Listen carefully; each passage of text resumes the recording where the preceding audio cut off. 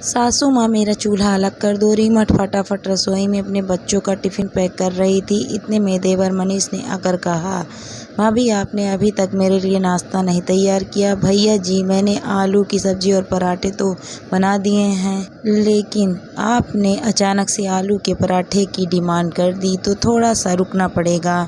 पहले बच्चों का टिफ़िन पैक कर दूं, उन्हें स्कूल के लिए लेट हो रहा है। क्या भाभी आप भी हर काम इतने धीरे धीरे करती हो? पहले मेरा नाश्ता बना देती तो कुछ बिगड़ जाता क्या? मुझे भी तो दुकान पर जाना है।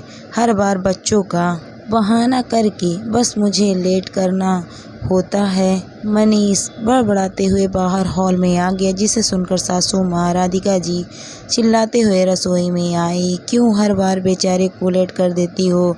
ऊपर से उसे पलट पलट कर जवाब देती हो, मम्मी जी बच्चों की स्कूल की बस आ जाएगी, इसीलिए सबसे पहले बच्चों का टिफ़िन बनाने लगी थी और भैया जी ने काफ़ी लेट बोला था, इसीलिए।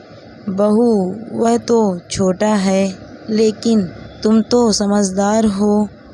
आलू के 2 पराठे बनाने में क्या बिगड़ जाता है तुम्हारा? कितना देर लगती है इसमें भला? मम्मी जी आपसे पूछकर ही नाश्ता तैयार किया था। आपने कहा था आलू की सब्जी और पराठा बना लो। भैया जी ने अचानक से डिमांड कर दी तो क्या कर सकती हूँ? सारे आलू तो मैं सब्जी में डाल चुकी हूँ। हाँ, सब कुछ जानती हूँ मैं। यह तो तू जानबूझकर करती है। आजकल की बहुओं को तो सिर्फ अपना पति और अपने बच्चे ही सुहाते हैं। यहाँ सास ससुर को कोई नहीं पूछता तो भला देवर के लिए कौन करे? भगवान करे इसकी भी शादी हो जाए तो मैं गंगा नहाऊं। कम से कम इसकी पत्नी इसकी कदर कर लेगी। सुनते ही रीमा के आंखों से आंसू छलक गए। यह तो हर रोज का ही था। देवर कुछ न कुछ बात पकड़कर उससे बहस करता और फिर सास आकर यही कहती कि देवर तो छोटा है पर तुम तो समझदार हो, तुम भी समझदारी दिखाया करो। अब सास को कौन समझाए कि देवर भी उम्र में मुझसे 3 साल बड़ा ही है, बस ओहदा ही छोटा है। इस कारण वो नासमझ और मैं समझदार हो गई।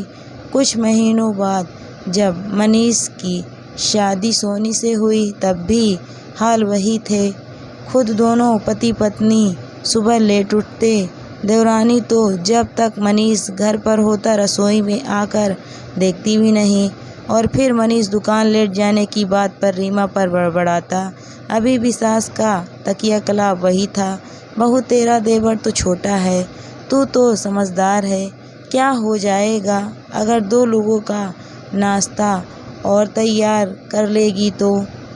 वैसे भी तुझसे छोटा ही है तो समझदार है।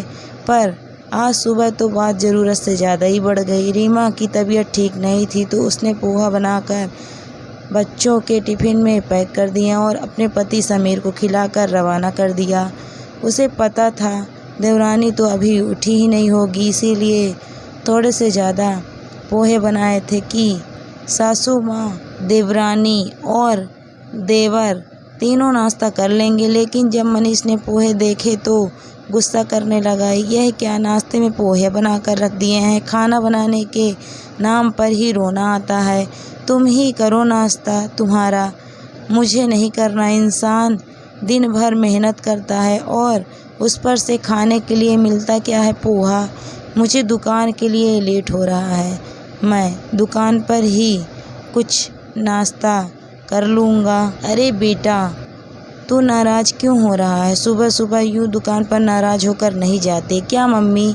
रोज़ सुबह सुबह भाभी नाटक लेकर बैठ जाती है। इंसान कमाने में दिमाग लगाए या घर में? रीमा से रहा नहीं गया तो वह भी अपने कमरे से बाहर निकल कर आई।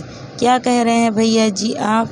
तबीयत खराब होने के बावजूद मैंने आपके लिए नाश्ता बनाकर रखा है और आप मुझे ही सुना रहे हैं। देख बहू, सुबह सुबह घर में झगड़ा करने की ज़रूरत नहीं है। ये लोग तो छोटे हैं पर तू तो समझदार है, कुछ ढंग का बना लेती तो क्या बिगड़ जाता? मम्मी जी मैं झगड़ा कर रही हूँ, मेरी तबीयत खराब होने के बावजूद भी मैंने इन लोगों के लिए नाश्ता बनाकर रखा, ये मेरी गलती है।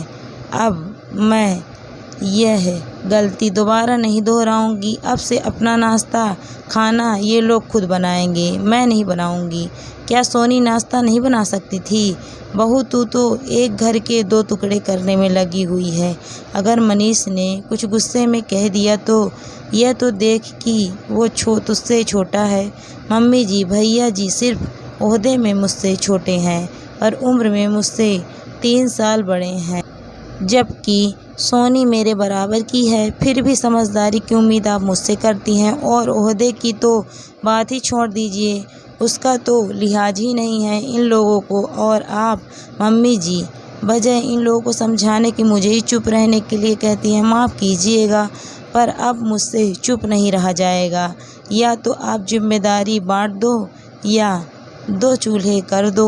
रीमा का स्पष्ट रवैया देखकर आखिरकार घर 2 हिस्से में बांटा, क्योंकि देवर और देरानी ने जिम्मेदारी साझा करने से मना कर दिया। लेकिन एक चूल्हे के 2 चूल्हे हो गए, इसका ठिकरा रीमा के सिर ही फूटा।